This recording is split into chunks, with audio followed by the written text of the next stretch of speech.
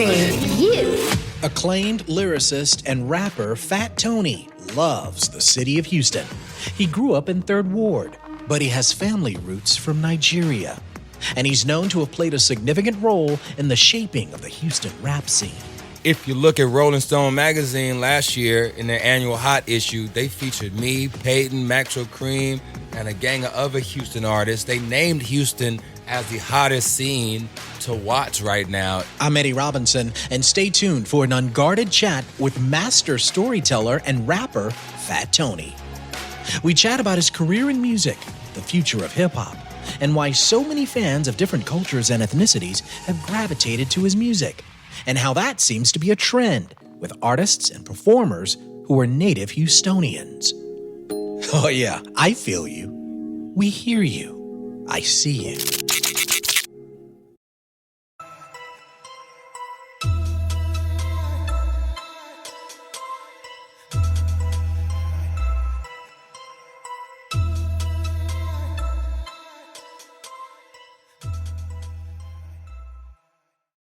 Let me tell you what I want. Let me tell you what I need. What you want, what you need, what you want, Tony? Let me tell you who she be. Let me tell you what I see. Who is she? Where is she? What you see, Tony? You're listening to I See You. I'm Eddie Robinson, and we're so fortunate to chat with 3rd Ward, Houston's own Fat Tony, Anthony Obi.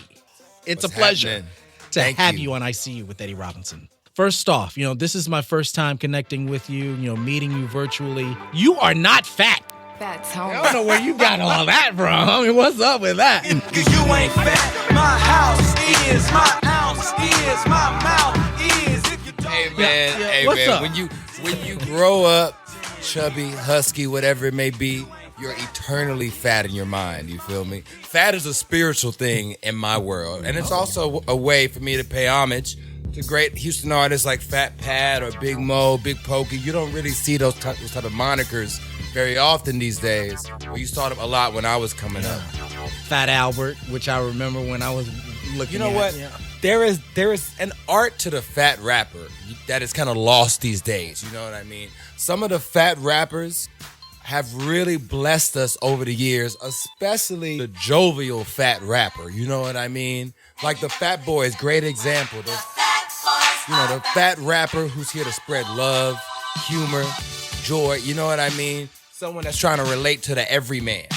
Now we have come to the party to rock your pie. A space provided by the public eye. And has that the reason why that's the case now? Here we are, 2022, social media, prejudging all over the place. I mean, I'm sure that's an element of it, but I think it's probably that in a mix of just culture changing, period. One thing that is way more popular now than in the 80s and 90s is being health conscious, diet conscious, being vegan, being vegetarian. And I think just overall, us as a society are trying to get healthier, and we're trying to get sexier because of social media and dating apps and all kind of shit. So we're really trying to put our best foot forward these days. And there's not a lot of people coming out with fat this and fat that, but I'm holding true. I'm going to stay Fat Tony. We don't need beef. Let's get right to the issue and listen when you speak. Maybe we'll meet in the middle. How can we compromise? We don't need this division. I swear I will. And you are holding true, which is why we love you and love having you on this show. For someone who's listening to I See You right now, and that person has absolutely no idea who Fat Tony is, how would you describe yourself? How would you describe who you are as an artist? Fat Tony is a rapper from 3rd Ward, Houston, Texas. He's a patron of the arts, someone who not only wants to express himself, but uplift other creatives that he believes in. He's a person that makes music for the everyman that's a thinker, for the everyman that is curious, the everyman that wants to travel and see more of the world. That's why you have me making songs about my hometown, Houston, or about Brooklyn or Los Angeles or Mexico City or wherever I'm falling in love with currently, McGregor Park, grooving on a Sunday, the sweetest part. Girl, let's have a fun day. Yeah, and if you were to educate someone on Fat Tony musically, and you had to tell them 3 tracks, only 3, that you've recorded in your discography, these songs incorporate who you are as an artist, what tracks would you tell them to listen to? Off top, I'd have to say Swervin' from my 2017 album, McGregor Park. swerving, I'm really urban. The girl I'm with is so suburban. Beer got me burping, and every time I get the urge, she be coming urgently. Boy, your girl look like Ursula, make my eyes hurt. All my The song's produced by Tadex. That's a hot one. I think on that track you really get to see some of my introspective side and some of my bragging and boasting MC side. You know what I mean? Another song, Hood Party, produced by Goldeneye from my 2013 album, Smart Ass Black Boy. Even white people know that it's a good party. Look around your hood, they probably ran a couple properties around my block. I hear the building buildings with a lobby. It ain't a hobby, it's a way of life. For Ricky, Bobby, Ronnie, and Michael been living in this area like all of their life. That's a song that I love because we were able to tackle gentrification in a way that was still party music. You know, music that made you think, but you could groove to it too, rather than something that's like super heady and like conscious and felt preachy, which was popular at the time that we made that record. And if I had to pick a third song, I gotta go with BKNY. That's by far my song with the most plays. I ain't from there, but I come there. And girl in Crown Heights. I ain't from there, but I come there. And afraid to walk around at night. I'm in best out with a red eye. I'm ish in Bushwick. Blowing drip and Flatbush. Brooklyn. That's the song. You know, I played a festival in Halifax, Canada, and a group of kids came up to me, kids like in their 20s, early 20s maybe, mid-20s, and they were telling me that they all became friends and bonded because they worked some part-time job together, and they loved my song BKNY, and that was their song that they'd play when they'd hang out after work, and they took this road trip to this festival to all come see me. Now that's a song. That is. And it sounds like you've got a diverse fan base. Am I correct in saying that, Fat Tony? Definitely. I think if you go to a Fat Tony concert or a party where I'm the DJ, you will see all types of people. Black people, white people, queer people, straight people, people from all walks of earth that just want to be groovy. And you bring up an interesting point, because I can recall after the tragic incident of what went down here in Houston for the Astroworld Festival last year, journalists and writers were highlighting the fact that there was such a diverse audience attending that festival, albeit a tragedy that unfolded with 10 people dying. If we could just for a minute focus on the music per se, I admire how, artists that are from Houston and perhaps other cities as well, but Houston in particular, has become this city where musicians from this area, like a Travis Scott or a Fat Tony or a Solange or Beyonce or Megan Thee Stallion or Don Toliver, these artists create an energy with their music that not only has such a powerful influence on the industry itself, but also on the diverse audiences of people who listen and appreciate their music.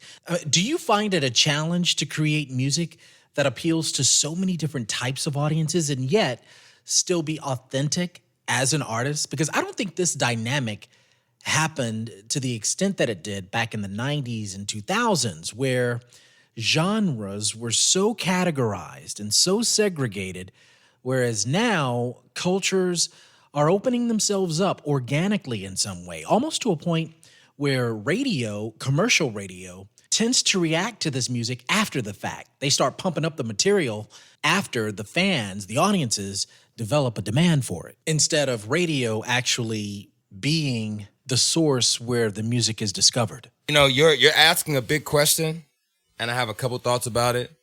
One thought is I think that when it comes to rap concerts, historically, if you're mainstream, as in you're on TV, radio, or you're being advertised in some capacity, you're probably going to have a predominantly white audience if you're in the United States of America, right?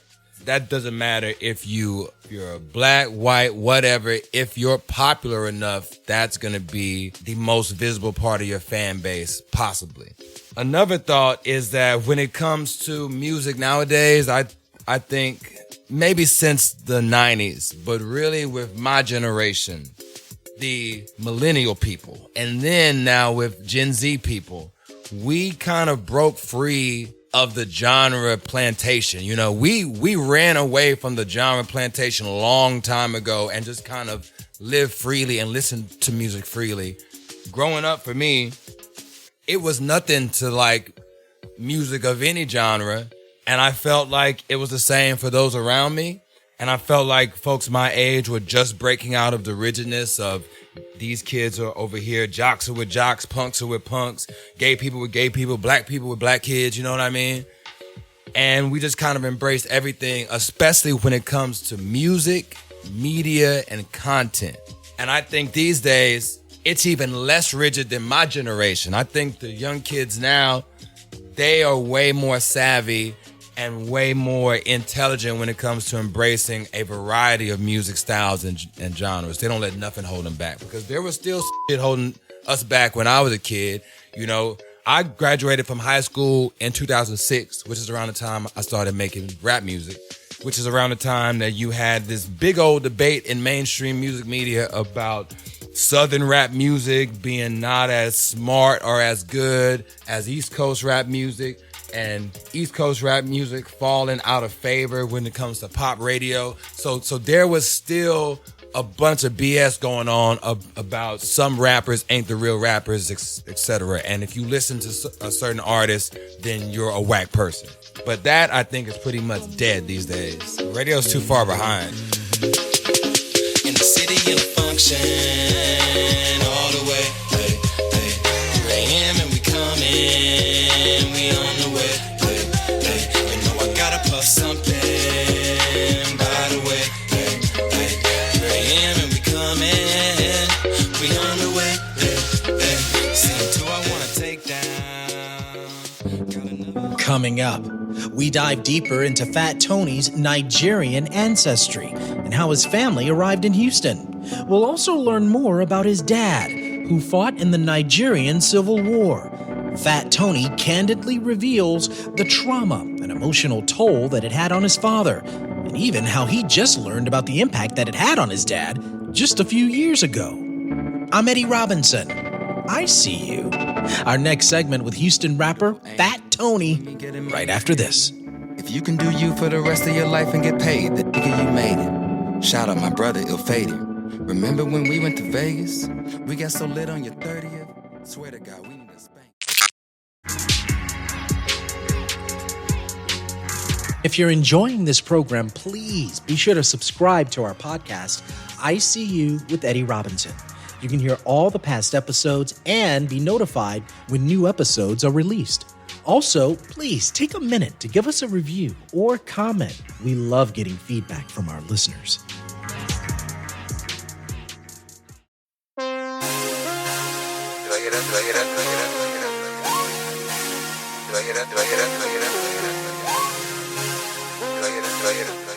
It's I See You. I'm Eddie Robinson, and we're chatting with Houston's own Fat Tony about his musical career and his amazing contributions to rap, hip-hop, the culture of music, and creativity in general.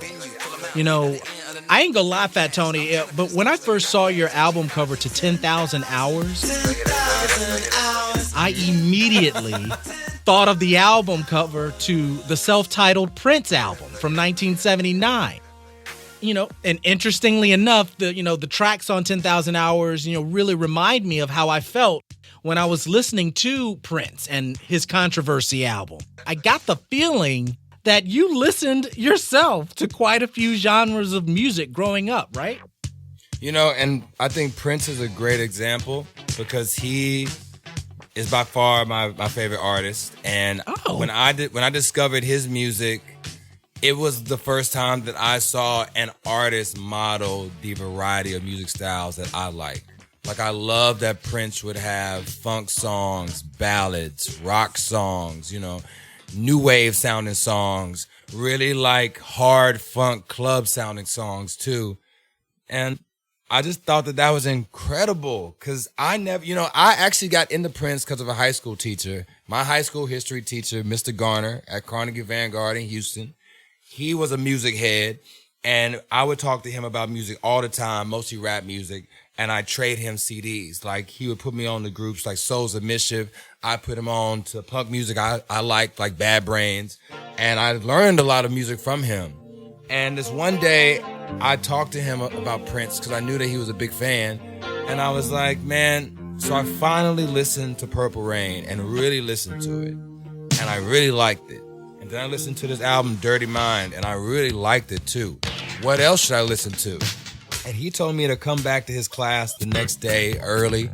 I came to his class and he burned me 9 CDs of Prince, The Time, Prince B-sides. He basically burned me everything from For You to LoveSexy. Shut up already. He burned me all the Prince CDs, the First Time album, and then the 3rd disc, that's the B-side from the hits collection from the early 90s. And he was like, yo, just take all these and see what you think. And that's basically the foundation of like what is considered like the canon of Prince music, you know what I mean? So I just dove into all that, and it took me like a couple years to listen to all that music, but I loved it, and it just kept me coming back for more, and really inspired me as an artist to be brave and be daring and do whatever I want. All of my purple lights, I've been looking for a dame that would wanna be my wife. That was my intention, babe.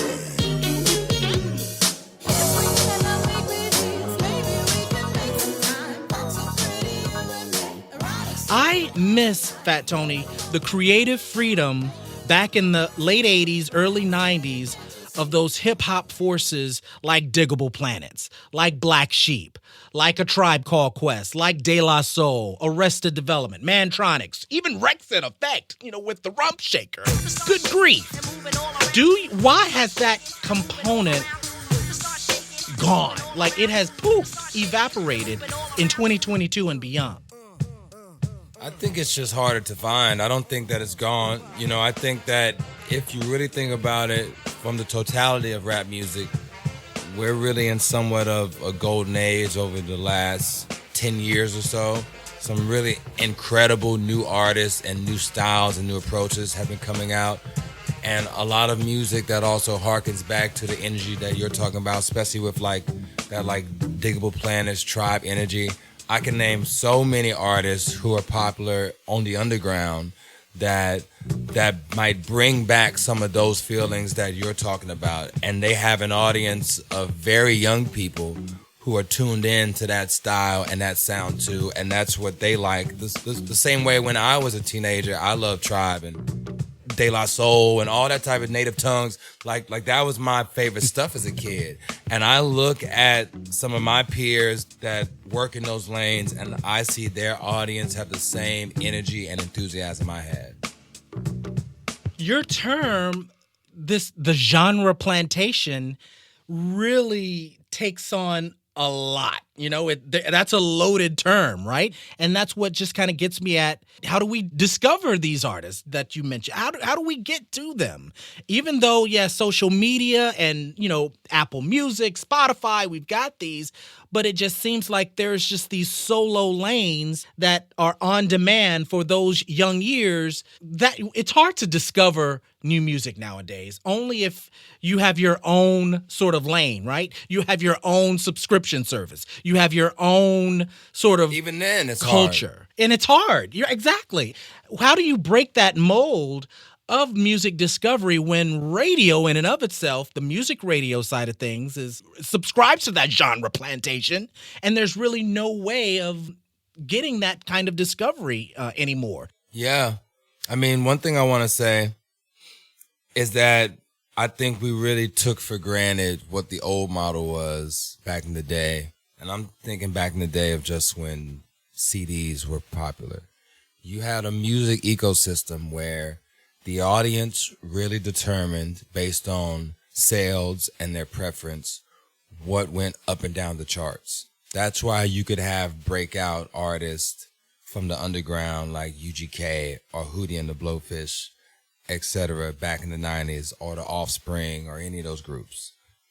You had the ecosystem of the music press that was basically a recommendation service, would tell you what to get, what is good, what is not good, and you could go out, physically pick it up, and really engage with the art form the way it's meant to be engaged with.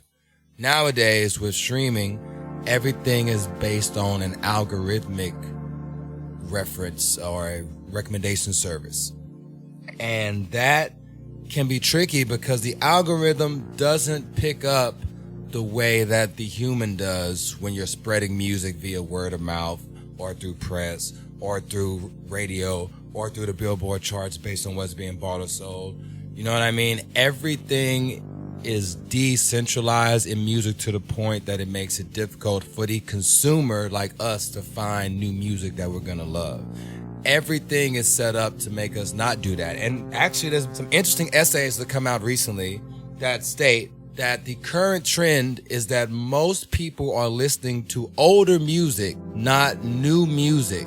On average, people listen to music that is at least 18 months or older than new music on all streaming. Now, I think that that's also due to there's an overload of new music too. If you are looking out there, you will just be awash with hundreds of new artists with none of the criticism or press or word of mouth or record stores or other things that would signal to you in the past what you should be paying attention to based on signals of what you like. You know what I mean? Like if you were a Prince fan in the late 80s, you might have been led to Lenny Kravitz or Terrence Trent D'Arby or whatever the case may be for your certain niche music preference, right?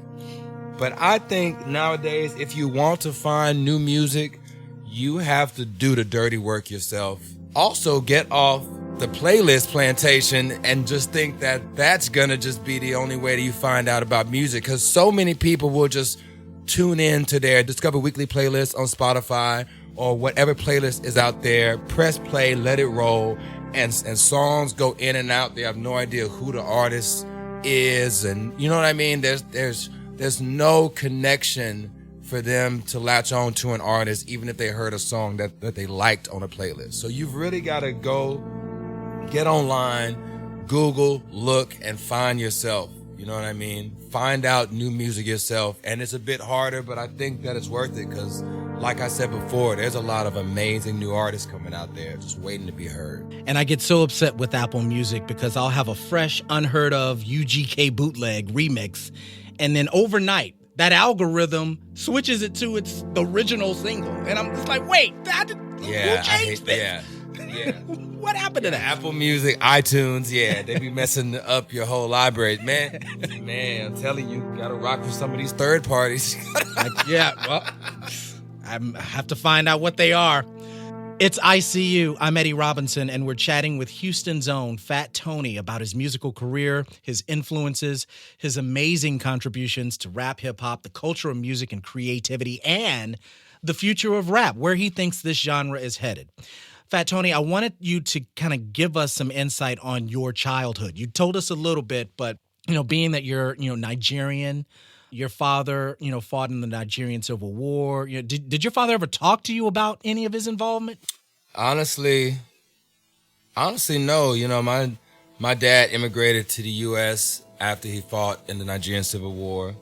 He fought on the losing side, the Igbo side. And when he got to the U.S., he was in his early 20s. He was a janitor, put himself through school. In college, he met my mom. She was the TA in his German class and basically stepped to him and told him to drop the class because he was failing. And somehow they hit it off and started kicking it.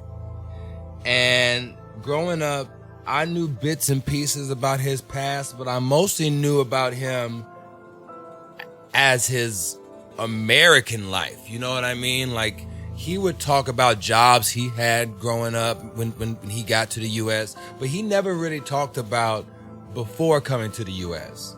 And when I did find out about the Civil War, I would come and ask him, and he would clam up. He wouldn't want to talk about it. He might start crying.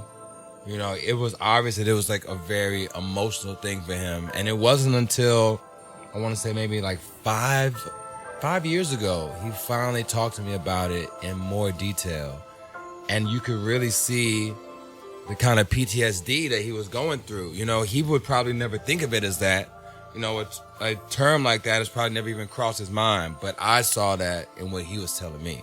And how did you get to Houston? What was that sort of connection there? There's actually a pretty strong Nigerian presence here, correct? Huge, yeah. Huge Nigerian population in Houston. I think that's what brought him there, because he has friends that also moved to Houston too. But like many immigrants, when he first came to U.S., he came to New York City. From there, he somehow got to Oklahoma with a friend, worked some jobs there, and then he told me he went through a winter there that was so damn cold. He was like, I gotta get to Houston. I could feel his pain too, because I used to live in Minnesota for a minute, and I went to Prairie View undergrad, and I was Really? thinking, get me back to Prairie View to Whataburgers. I need them now. Yeah, man, that's a different type of cold. That ain't even like a New York City cold. You know what I mean? Yeah. That's a bone-chilling cold in Minnesota. But props out to people in Minnesota and Chicago, all those they Minneapolis, live it I up love. in Minneapolis. Yeah, absolutely, I love that area, but it was just too cold. That's it. It was just too cold. Now, I remember reading something that you ran into a Houston artist, Bun B, the other half of UGK, while in Jamaica. Yeah. Right? What was that? What was that all about? And will you get to? Will we get to hear any more Houston-based collaborations on the horizon? Yeah, Of course. Come on now.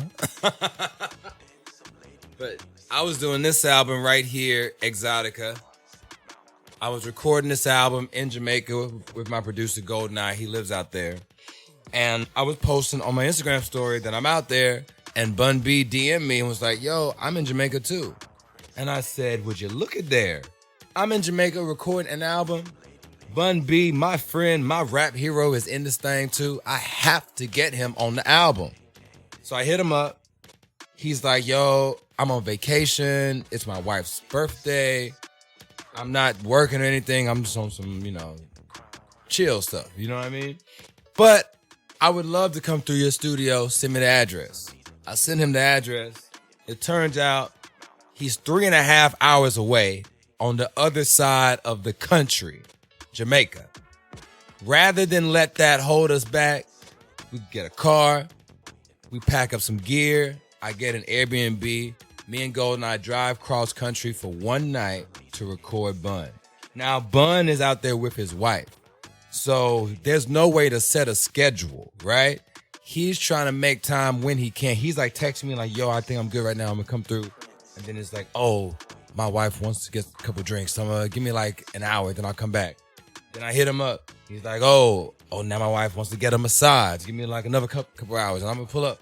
And then he's like, oh, my wife wants to have dinner right quick. We're going to the beach, and I'm gonna come through after that. And then finally, he pulls up. He's like, bro, I got like 30 minutes. Comes through. Me and Goldeneye are in the living room watching TV. Hip Hop Evolution on Netflix.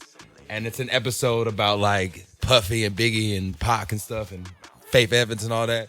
Bun B sits down, starts talking to us about that. Like just fellas just having fun talking about hip hop or just like debating who is tight or whatever. That goes on for like 10 minutes. Then he's like, all right, I got like 20 minutes left. Let's make the song. I take him upstairs. I play the song. I tell him what the song's about and kind of what I want, kind of what role I want his verse to play. The whole time that I'm playing the track and I'm talking to him, he's just typing it in his phone. He's just eyes glued to his phone, typing away. He asked to hear the song one more time. Play the song again. And he's like, yo, I'm ready. He gets up, records a verse, and it was perfect the first time he did it. My you know that life is what you make it. Whatever it gives you, you give it back or you can take it. Shake it off your shoulders, take a sip of Folgers. Try to remember just what the big homies told you. We all human, man, we bleed the same blood. No matter what you claim or your certain neighborhood. We all got people that we loving and looking out for. Absolutely perfect. We took a second take just for safety, but it was perfect. And then he walked home fully in the 30-minute time frame. And I'm like, this man is a pro. And not just gave some like BS verse, a verse that was on topic, fitting, perfect, exactly what it needed to be. I mean, that is what happens when you've been writing songs for over 30 years like he has. You know what I mean? He understood the assignment. And the love of Houston. And the love of Houston, yeah. He made it happen. His wife was like, why don't you just do it when he's back in Houston? He's like, he's not going to be there for a while. Like, we need to do it now. You do it now. We in Jamaica now. We do it now. That's it. That's fantastic. I love that story. And, I wanted to get your thoughts on Houston, and the hip hop scene in this city today. Here in Houston, I remember Jamaica, 18 to get in, Wow. 21 to drink. I remember hearing those Commercial, radio ads. The energy, 97.9, the box, the live DJing on air, the energy, the flavor of the city, engulfing Third Ward. I swallowed up, those record stores and trying to get the 12 inches and heard my cousin blasting DJ Screw. What's up, Town? Hearing him in the driveway, blocks away, with bass in his car speakers. Frenchies, Screwed Up What records. like years are you talking about? Finnegan. You're talking about the 90s? I'm Finnegan's, talking about wow. the 90s. Yeah. That was Early or early 90s late when I 90s? got here. Wow, that fool But- said Bennigan's. Wow, the Bennigan's on South Main. Wow. See, I was young enough that I couldn't go to Jamaica, or like a bar or a club You heard anyway. of them, though, right? But I heard about them because I was obsessed with rap music and listened to the radio constantly. So I heard all the ads of all the spots. And I noted all the references and all the songs. Like if they mentioned Carrington's, I knew that was a bar on Main. You know what I mean? Yes. I think that 90s Houston was a special time musically because you had Screwed Up Click dominating the music style of Houston. You had Rap-A-Lot dominating Houston music on the national chart. Money. I drive big cars, everybody know me. It's like I'm a movie star, but late at night. That Scarface album, the Diary from '94, it debuted at number 2 on the Billboard Top 200. That's a big record. It's the diary of a born killer. Don't have to worry about me falling. That is Houston music in the spotlight at the same time that there's a burgeoning underground scene happening with Screwed Up Click and other labels too locally. I think that was so special for me as a kid to come up being surrounded by that because that really inspired me. And I never had a thought of like, no one makes it in my town or no one ever gets popping in my town. Like I saw all those Houston artists on the same level as famous people like Master P or Jay-Z or Biggie. All artists that I would hear at the same time who often worked with many Houston artists too. That's You know right. what I mean? I remember that infamous Notorious B.I.G. line, not from Houston, but I rap a lot. Not from Houston, but I rap a lot. When I first heard that, I'm like, oh my God, Houston is on the map. Houston is on the map. Yeah. Where are we now with the sound of Houston hip hop in this city today? I think we're in a special place because we have a lot of interesting new artists coming out of Houston over the last few years. I think all the work Houston artists have been putting in for the last 10 years, it's like starting to pop off. Like artists like Beat King, Tisa Korean, Megan Thee Stallion. A lot of these people are seeing the limelight and they've been at it for a while, locally and regionally. And now they're popping off. And they're popping off with a style that is different than what happened before. They aren't trying to imitate what Swisher House did in 2004 or what Screwed Up Click did in the 90s. They're putting their own flavor to it. But it's reminiscent of it too, because I listened to some Tisa Korean stuff. And Tisa Korean kind of rap like he could be in SUC too sometime. He has his own take on that SUC Houston flow. You know what I mean?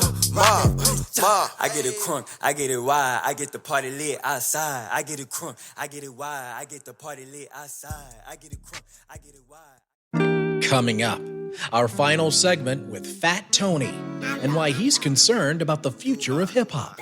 The Third Ward Houston rapper believes the music industry has deliberately made it inaccessible to find and discover new artists in a genuine and authentic way. And we'd love to hear your feedback and learn about what you think of today's hip-hop music and the future of Houston rap. Hit us up on Facebook or Twitter, or you can send us an email, talk@iseeushow.org. I'm Eddie Robinson. I See You will return in just a moment.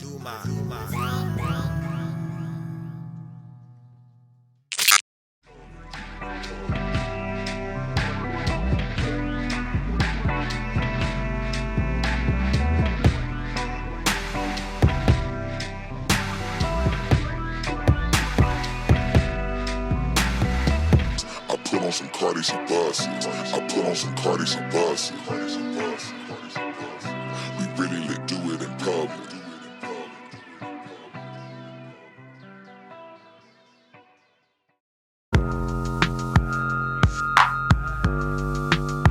It's I See You. I'm Eddie Robinson, and we're chatting with Houston's own Fat Tony about his career in music and his amazing contributions to rap, hip-hop, punk rap, the culture of music, and creativity.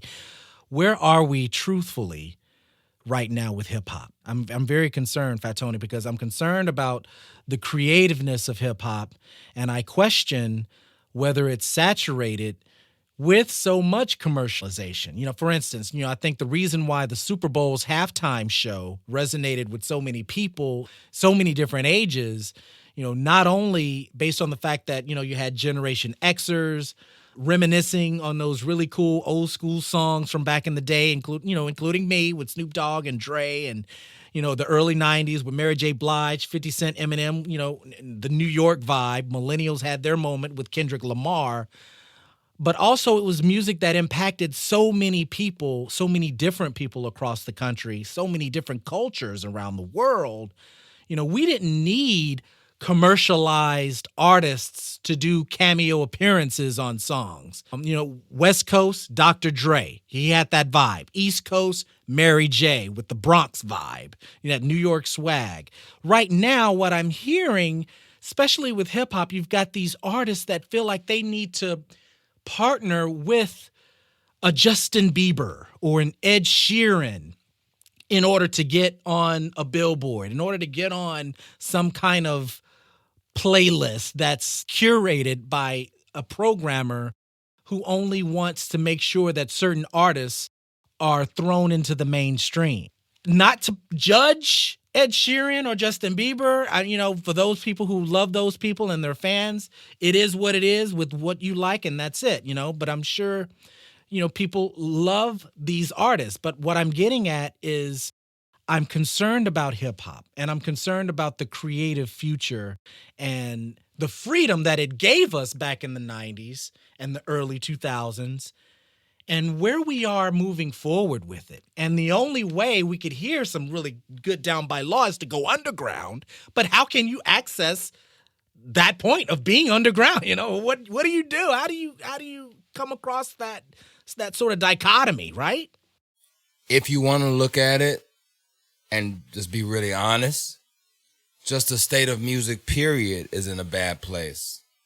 Especially music that we love, because they've made it inaccessible for us to find new artists in a genuine way unless they do some type of brand partnership or they're with a pop singer. But then when you have the rap artist paired up with the pop singer, like that Migos Katy Perry song from 5 years ago. Katy Perry, Migos, Isn't all that you want, boy? All that you can have, boy? It doesn't go anywhere. It doesn't last. It doesn't affect people. It becomes forgotten. And if artists want to spend so much of their time on work like that and not on the work that's going to make people feel something, they're in a losing battle, because that attention for standing next to someone or something is very fleeting. But giving somebody a feeling through music can last forever. That can make a song be passed down through the generations, you know what I mean? Hit or not. And I think, I really do believe that music is in a good place, because I hear so many great new artists every month that blow my mind and make me think, wow, if I had this music when I was a kid, this would be what I was all about 1,000%. But it's music that's underground, that's hard to find, that I gotta get on Discord to find, that I gotta dig through YouTube to find, that I gotta dig through SoundCloud to find, that I have to really go to friends of mine who do that digging really tough, and I trust their opinion when they recommend something to me.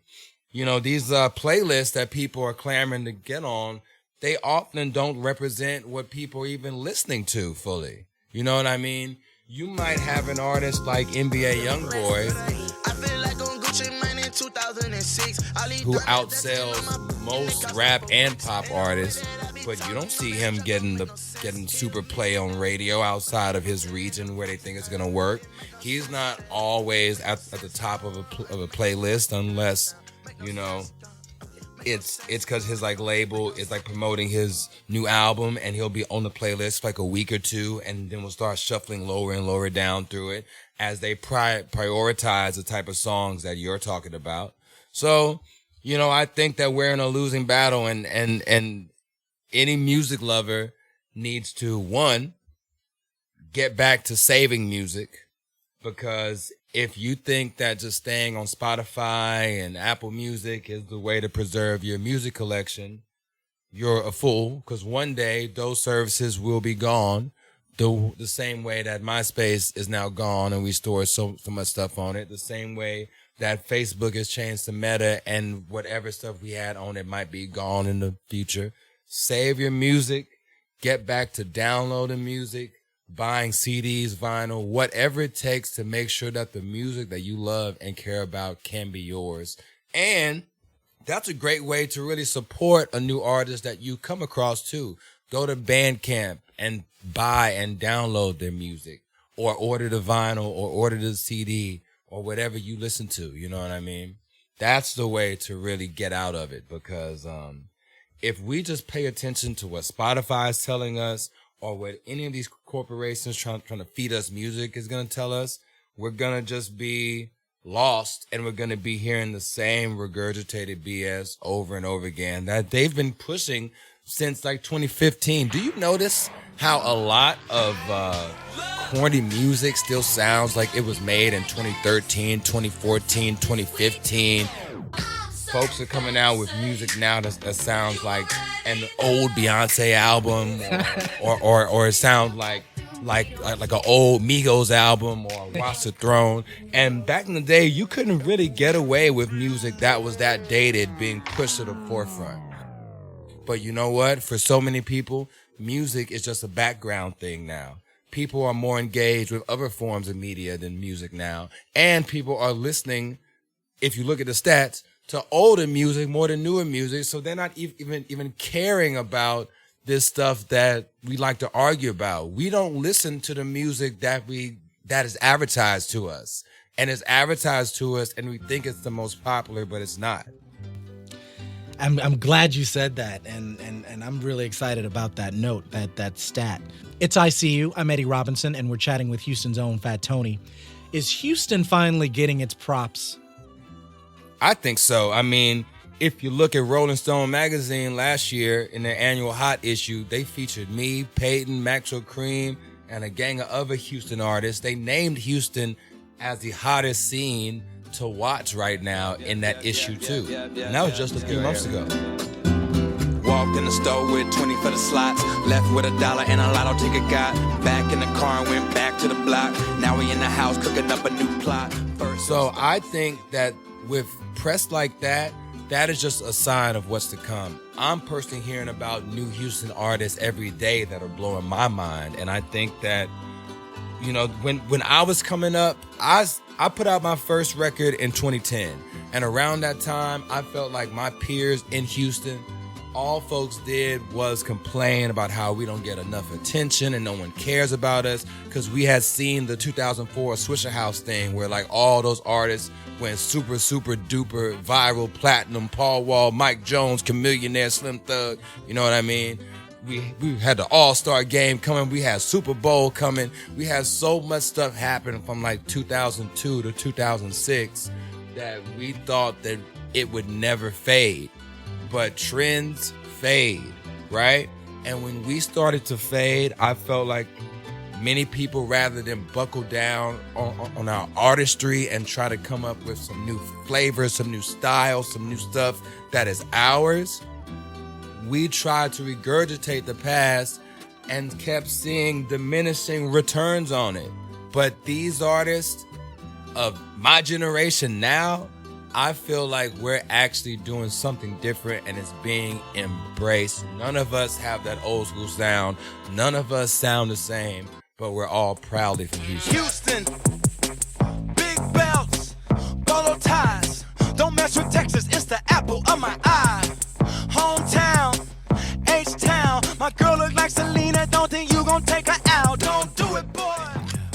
and even just Googling what city is the hip hop capital of the world?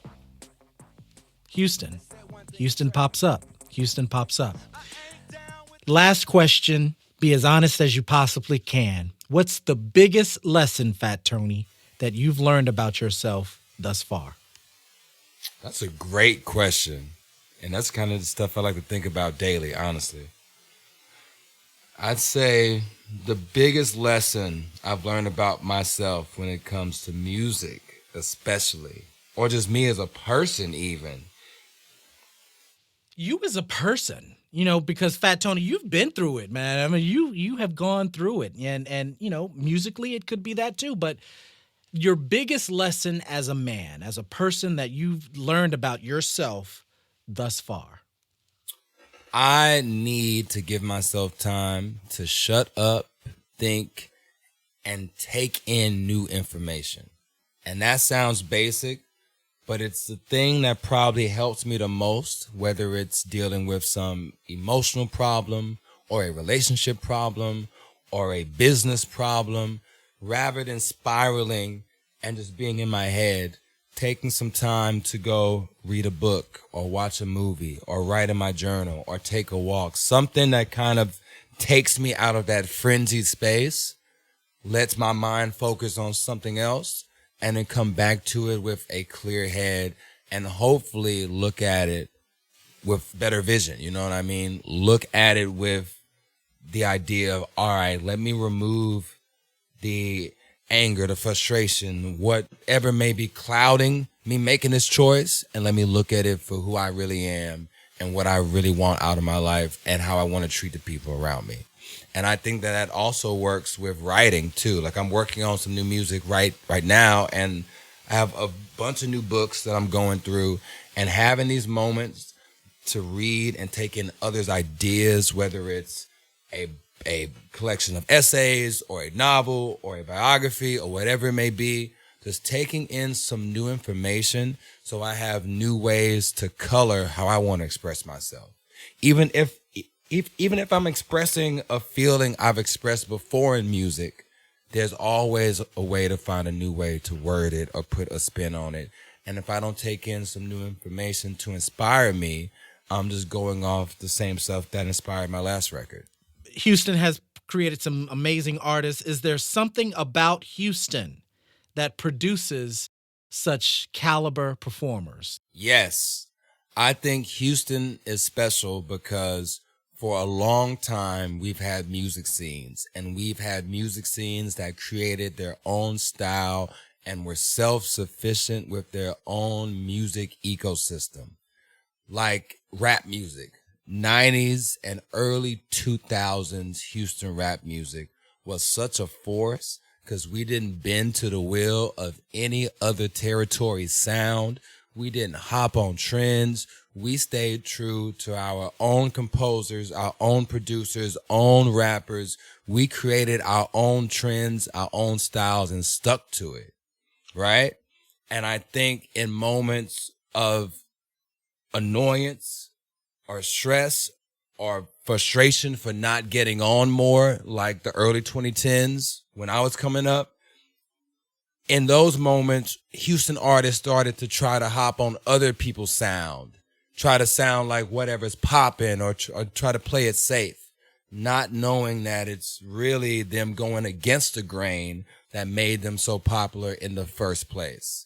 And I think that that's what has always made Houston music special, from blues to country to rap to whatever. All the Houston greats put a different spin on their genre. ZZ Top, Scarface, DJ Screw, everyone that was something from Houston was an innovator.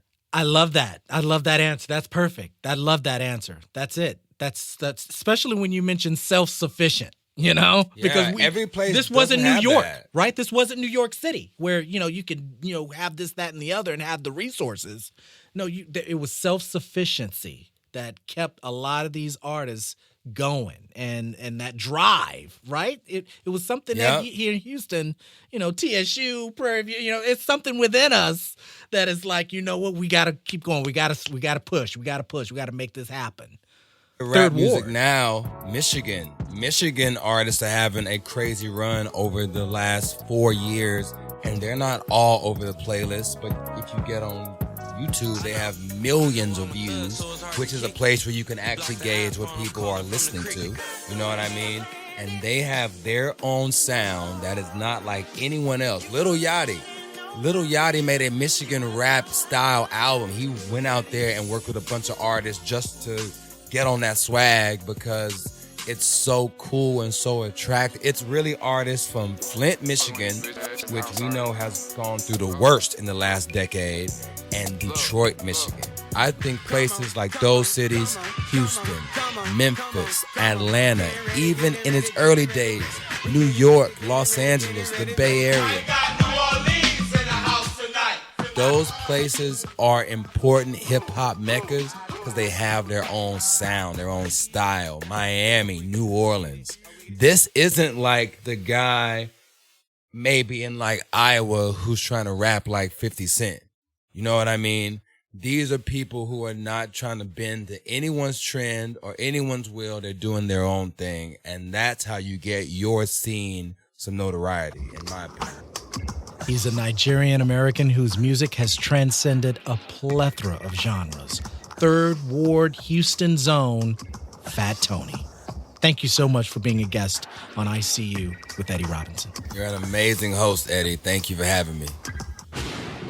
Never took a liking to the lifestyle. Dabble just a little, but I never say I'm that wild. Never say never, since the beginning I was that child. Ready and willing to get it in focus, hoping to be a rap god. Quite odd, few screws loose on my iPod. Mac Dre, UGK, 12th grade, in the H. Went hard every day at Carnegie Vanguard. Our team includes technical director Todd Holzlander, producer Laura Burks, editors Mark DeClaudio and John Mitchell Good, sound designer Dave McDermott. ICU is a production of Houston Public Media. Follow us on Facebook and Twitter. And for more updates and episodes, visit our website, iseeushow.org. I'm your host and executive producer, Eddie Robinson. Thanks so much for listening. And remember, I feel you, we hear you, I see you. Until next time.